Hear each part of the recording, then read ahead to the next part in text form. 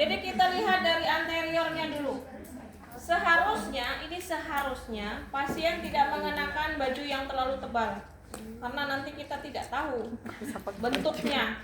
Maksudnya apakah dia ada semacam deformitas atau ada kelainan ya di dalam struktur tulang di bagian belakang dan di bagian depan. Kalau depan tulang rusuk, kalau belakang tulang belakang atau vertebrata. Ini juga harusnya termasuk vertebrata ya. Jadi kita akan lihat dari inspeksinya, apakah ada deformitas atau tidak. Jadi kita lihat dulu dari bagian bahunya, apakah simetris atau tidak. Kalau dari belakang, kalian lihat simetris nggak? Simetris. Karena memang iya harusnya. Bisa minta tolong dibuka aja ini jasnya.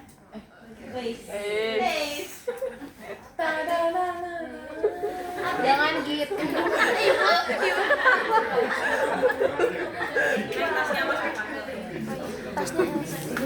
Oke, kita akan lihat apakah ini ada sesuatu yang janggal atau kok pendek. Apa yang posisinya yang normal? Lihat ketinggian sebelah sini. Oh iya ya. Emang ada Bu. Coba ada yang lihat ya, mata saya yang salah atau dari Coba dari sini juga kelihatan. Oh dari sini juga kelihatan. Mana tinggi mana Cak? Ini. Iya kan? Benar ya? Iya. Kamu biasa aja nggak? Biasa Bu. Lemes ya, lemes. Jangan tegang, tidak apa-apa ini. Iya nggak sih? Iya. Dari sini Ya ada sih. belum. Cuma nggak ini ya, nggak kelihatan banget ya. Iya. Karena saya lihat itu tingginya sebelah kiri. Saya mau lihat coba. Enggak. Atau enggak saya. Oh, ini lewat sana. Nah, yang ini ya, hidungnya yang tegak non. Yang tegak non. Iya.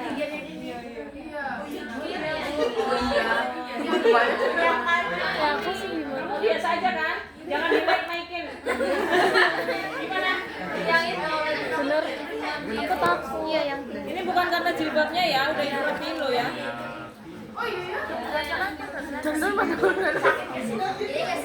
Ya, oke, kita kembali lagi. balik lagi nih. Oke, kita lihat di sini. Kalau misalnya kita ada lihat dari janggal atau ganjal, mengganjal kita catat. Jadi harus ada catatan di situ. Apakah terjadi deformitas atau tidak? Tapi ini tidak termasuk deformitas karena hanya tadi yang perbedaan panjang pendek namanya apa? Shortening. Kalau shortening itu tidak berlaku di bagian bahu. Ya, kalau di bagian bahu itu bukan shortening. Ini berarti masuknya tetap deformitas, cuma bukan yang kayak kyphosis, lordosis gitu ya. Oke, setelah dilihat apakah ada luka harusnya kita buka ya, apakah ada udim, apakah ada luka misalnya, atau misalnya pembengkakan di bagian area sendi. Nah, kita akan angkat di bagian area sendi ini. Lemes aja non, gak usah ngangkat sendiri non, lemes. Nah, kita akan lihat, kita akan sanggah dengan tangan kita yang satu. Ini lemes aja. Ini kalau dilepas kamu gitu masih nahan. Ya, jadi lemes aja lemes. Nggak bisa. Ini bukan lemes. Karena kita bisa bedakan orang lagi relax dengan tidak. Kita lebih berat sama orang yang relax gitu. Relax aja bisa nggak? Anggap aja lagi di pantai. Anggap lagi berjemur lagi. Ya, kalau relax itu kita akan lebih berat nopang. Nah, kita akan lihat di sini. Kalau misalnya diposisikan begini pasiennya nyeri. Misalnya nih, Ainun ngeluh nyeri di bagian pundak atau bahu sini, ya di bagian sini. Misalnya cuma diginiin aja, ini sudah masuk palpasi. Kalau seperti ini berarti ada nyeri. Apa tadi yang pertama? Superficial. Ya, jadi di sini kalau misalnya ada nyeri bagian bahu. Kalau misalnya ada nyeri superficial, kita tambahkan. Kita lanjutkan dengan tekan dalam. Jadi kita akan tekan bagian bahu. Apakah nyerinya bertambah atau tidak? Kelihatan nggak di sini? Jadi kita kita akan raba di sini bagian persendiannya atau bagian pergerakannya, bukan tulangnya ya, tapi persendiannya. Nah, apakah ada nyeri lebih lanjut atau lebih nyeri lagi atau tidak? Kalau ada, ya udah kita harus nuliskan sesuai dengan hasil temuan kita. Ya, sebelah kiri dan sebelah kanan sama kita lakukan. Jadi sebelah kanan juga sama. Kalau seperti ini ada nyeri di bagian sini, berarti di superficialnya sudah terlihat. Kita tambahkan lagi, kita raba di bagian ankle atau di pergerakannya. Kalau ada nyeri tekan dalam, kita agak tekan sedikit. Kalau ada nyeri tekan dalam, berarti memang ada sesuatu. Bisa saja pembengkakan sendi atau mungkin perbatasan atau mungkin ada gangguan yang lain gitu ya. Oke, setelah itu kita minta pasiennya untuk mengangkat tangannya sampai ke depan dada. Nah, kalau ini kan bisa, karena normal. Kalau yang tidak normal, dia hanya bisa mengangkat sampai sini. Atau mungkin bahkan cuma bisa satu. Yang satunya bisa sampai sini, yang satunya cuma sampai sini, bisa saja. Jadi kita minta ke situ untuk ya nggak usah begini. Diangkat ke depan. Ya. Terus setelah itu diangkat ke belakang atau bukan ke belakang, ke atas. Jadi kayak gerakan ROM. Ini sudah masuk ke gerakan ROM. Kalian masih ingat kan? Ya. Mulai dari kepala sampai kaki. Karena ini ekstremitas atas dulu, berarti hanya sampai atas. Nanti ekstremitas bawah menyesuaikan. Ya. Kalau dari atas, misalnya kita palpasi, ya kita palpasi bagian semua. Di sini bagian muka juga kita akan palpasi di bagian wajah. Jadi ada nggak nyeri-nyeri superficial atau nyeri tekan dalam ya. Jadi kita akan lihat di sini dan kita harus perhatikan di sininya ada krepitasi enggak. Tapi biasanya kalau krepitasi mulai dari servikal sampai ke lumbar. Atau misalnya ekstremitas kanan kiri atas bawah bisa. Ya. Jadi kalau kepala, nah kalau sudah tidak ada krepitasi dan tidak ada pembengkakan dan tidak ada luka nyeri tekan, baru kita ROM kan gerakan apakah ada keterbatasan gerak atau tidak. Ya. Kalau misalnya kita tengokkan ke kanan dan ke kiri, nah nyeri nggak? Katanya normal ya, ke sini lagi ya. Nah lalu kita tengokkan lagi, lalu kita tundukan ke bawah. Tangan kita, ingat tangan kita harus bisa memposisikan ini, terus lalu ke atas. Nah tangan kita juga pindah-pindah ya. Terus kita patahkan ke samping kanan dan kiri. Ya kan istilahnya begitu. Istilahnya gini. Maksudnya patahkan itu gini. Nah sampai seberapa? Kalau misalnya cuma segini kok sakit, ya berarti ada sesuatu di servikalnya. Gitu. Jadi patahkan sampai pol, ya sampai dia sudah pol itu sampai dia. Terus sebelah kiri juga sama. Nah nanti bagian bahu, suruh angkat bahunya ke atas dan ke bawah. Pokoknya gerakan ROM. Kalian kalau ROM sudah tahu, sudah paham semua. ROM itu semuanya nanti. Nah ini bagian atas.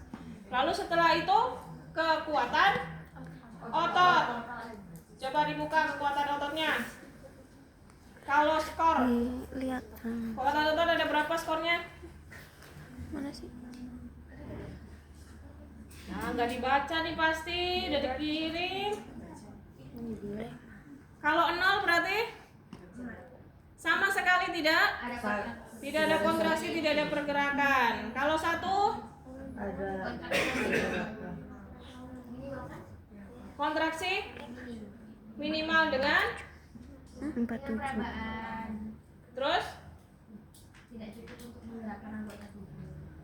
tidak bisa atau tidak mampu atau tidak cukup untuk menggerakkan tubuh, tapi dia ada respon atau rangsangan palpasi dia ada, tapi dia untuk menggerakkan tidak ada, minimal banget gitu. Dia suruh gerakin sedikit, itu sedikit aja berarti 1.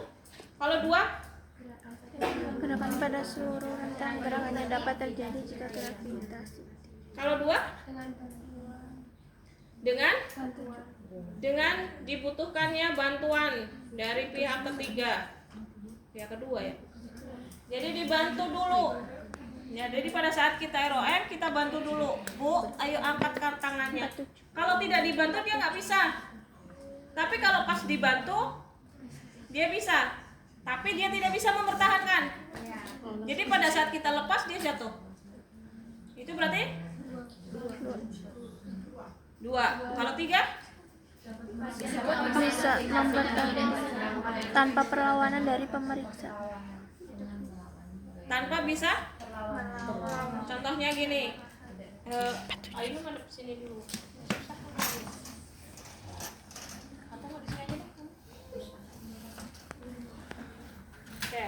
Jadi kalau misalnya pasiennya suruh tangannya ke sini seperti ini. Nah, pada saat kita dorong dengan tangan kita, ini kaki juga sama nanti. Jadi pada saat kita kasih dorongan, dia akan nepuk.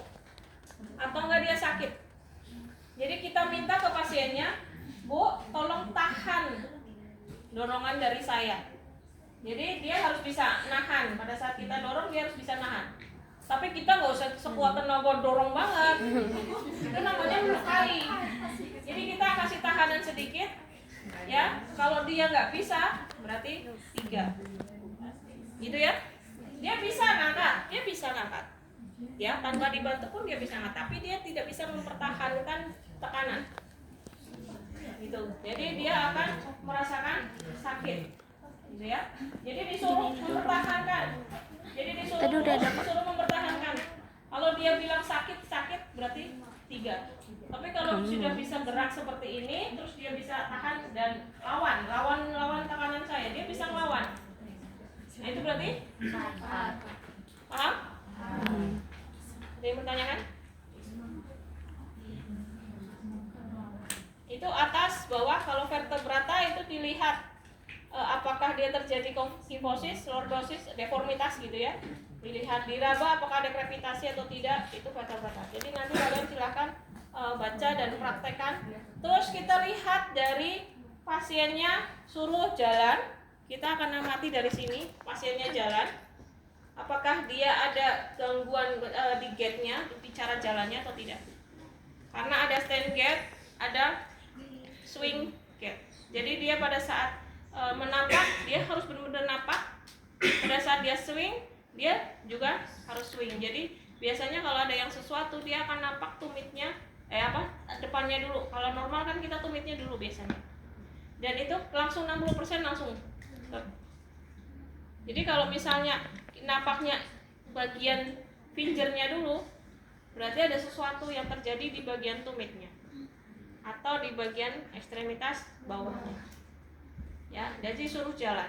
Kadang kalau orang yang lagi ada sesuatu gangguan dengan muskulonya, dia agak kayak terjadi shortening, tapi dia bukan adanya shortening, cuma pada saat jalan aja. Jadi dia kayak semacam kayak gini deh, kayak jalannya kayak dengklang gitu. Nah nanti kita akan identifikasi setelah dari pengkajian itu. Itu kalau cara jalannya. Kalau cara duduknya tadi yang Ainun duduk di sini, kita lihat. Ya. Nah kalau cara tidurannya, ya kita dengan palpasi semuanya. Dari atas bawah vertebrata juga. Apakah ada pembentukan tulang yang tidak normal? Ya, contoh-contohnya gambarnya sudah Ibu masukkan kan ke modul? Ya, tinggal nanti kalian lihat apakah tulang-tulang kalian itu sudah normal semua apa enggak? Atau sendi-sendi kalian ada pembengkakan atau tidak? Ya, nah itu dilihat. Oke, ada yang mau ditanyakan? Jam berapa sekarang? 9.24. Bukan lagi masuk lagi. Gimana? Ada yang mau tanyakan?